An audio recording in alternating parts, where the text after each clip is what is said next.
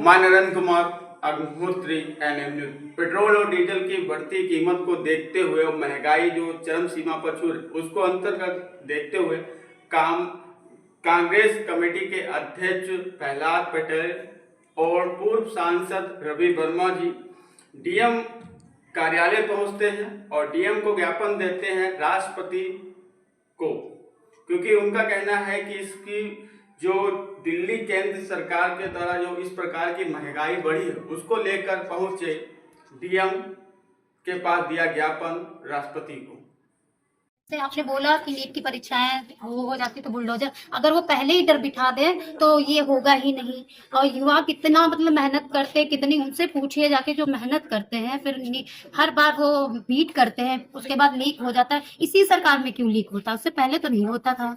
मतलब ये इस सरकार की नाकामी है, बस ये बात। ये सरकार के लोग ही उसमें जुड़े हुए हैं। आप लोगों ने भी देखा कि सरकार का एक खास उसमें व्यक्ति जो पदाधिकारी है वही लीक होने का मेन जो है वही एक व्यक्ति है जो सरकार का पदाधिकारी है। और वो मोदी के साथ भी फोटो खिंचवा रहा है, योगी के साथ भी फोटो खिंचवा रहा है, और जो है वोट पड़ रहे हैं और चुनाव हो रहे हैं उनके साथ वो कन्वेंसिंग कर रहा है। ऐसे लोगों के साथ वो अपने पदाधिकारी के साथ क्या कर रहे हैं, आज तक क्या किया है जिसने सारे लीक में उसका हाथ है, और सबसे पहले उसी का नाम आया हुआ है। और रह गई महंगाई की बात, महंगाई में इन लोगों का पूरा हाथ इसलिए है कि ये लोग मंत्रिमंडल रोज बढ़ा रहे हैं। हर दिन कोई ना कोई मंत्रिमंडल बढ़ा करके कहूँ आलू मंत्री, कहूँ घुइया मंत्री, कहीं कद्दू मंत्री सब बना रहे हैं। उस वजह से जब मंत्री आप बढ़ाओगे तो पैसा का वो कीमत बढ़ेगा ही और महंगाई बराबर बढ़ेगी। तो ये क्यों नहीं मंत्रिमंडल कम कर रहे हैं? महंगाई का दुनिया भर की ये बवाल बना रहे हैं, झूठ सबको बहका रहे हैं,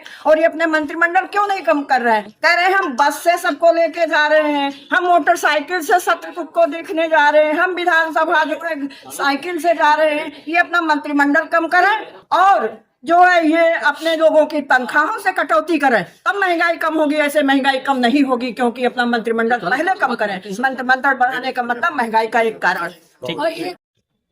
आज कलेक्टर परिसर आए हैं, किस लिए आए हैं? ये कलेक्टर परिसर आए किस लिए आए?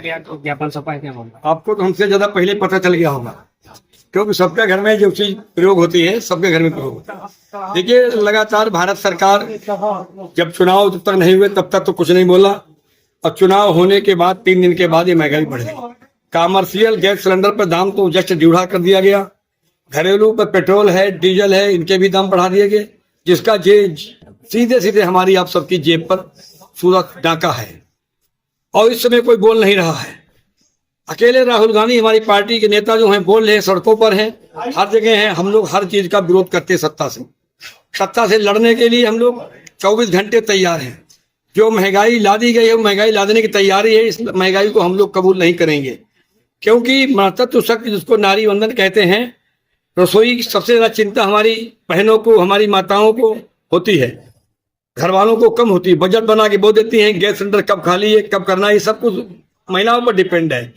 तो कहीं से भारतीय जनता पार्टी में जुमलों के अलावा कोई भरोसा नहीं, कोई विश्वास नहीं। विश्वासघाती सरकार अगर लोकतंत्र बनी है तो ये केवल 13 सालों से 14 सालों से अडानी अंबानी के हाथों में जो सरकार चल रही है, सबसे बड़ी विश्वासघाती सरकार है। नीट परीक्षा देख ही लिया आपने होगा। हम लोग उनके घर पर मिल के गए, उनके घर वालों की बोलती बंद हो रही है। वो तो कह रहे हैं हम पेपर लीक हो जा रहा है, हम लोग कार्रवाई करते हैं बुलडोजर की।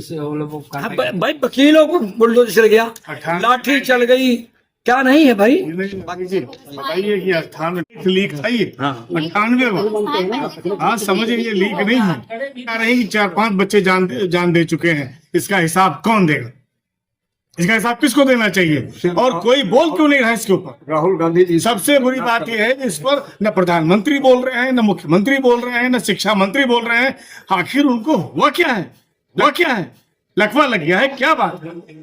अब लीक है ये 98। हाँ समझिए, ये लीक नहीं है। हमारा आकलन है, हमें ये महसूस है कि हिंदुस्तान के लाखों करोड़ों नौजवानों को उनको आघात पहुंचाया जा रहा है, उनका विश्वास तोड़ा जा रहा है, और ये जो ऊर्जा संचित हो रही है इसका इस्तेमाल करने की तैयारी है। क्योंकि अभी तक किसी ने कोई साफ जवाब नहीं दिया है। 98 बार लीक हो चुका है। और पिछले बार तो जो लीक हुआ था सरकार ने उसका एक्नॉलेज भी नहीं किया था।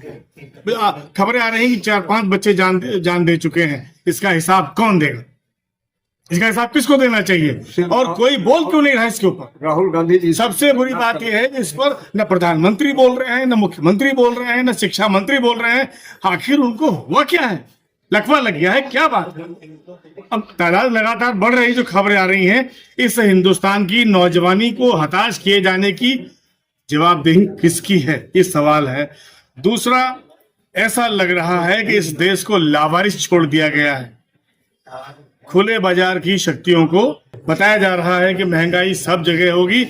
तो सबसे बड़ा सवाल यह है कि प्रधानमंत्री जिनको ईरान जाना चाहिए था वो इजराइल गए क्यों? ये लड़ाई ही नहीं होती। अगर प्रधानमंत्री ईरान चले गए होते, ईरान हमारा मददगार था, हिंदुस्तानियों का मददगार था, तो ये लड़ाई ही नहीं होती। और जो भी लड़ाई हो रही है ये सिर्फ मुनाफे के लिए हो रही है। धरती की कुछ ताकतें हैं जो अपना मुनाफा बढ़ाने के लिए लड़ रही हैं और हर हिंदुस्तानी इसकी कीमत दे रहा। सबसे बड़ा गुनहगार हमारा प्रधानमंत्री है। उसको इस बात का एहसास होना चाहिए था कि अगर रोटी महंगी होगी तो आबरू कैसे बचेगी हिंदुस्तानियों की। और वो जाके नेतन्याहू क्या हुआ? उसको ईरान जाना चाहिए था। ये बड़ा अहम सवाल। Thank you.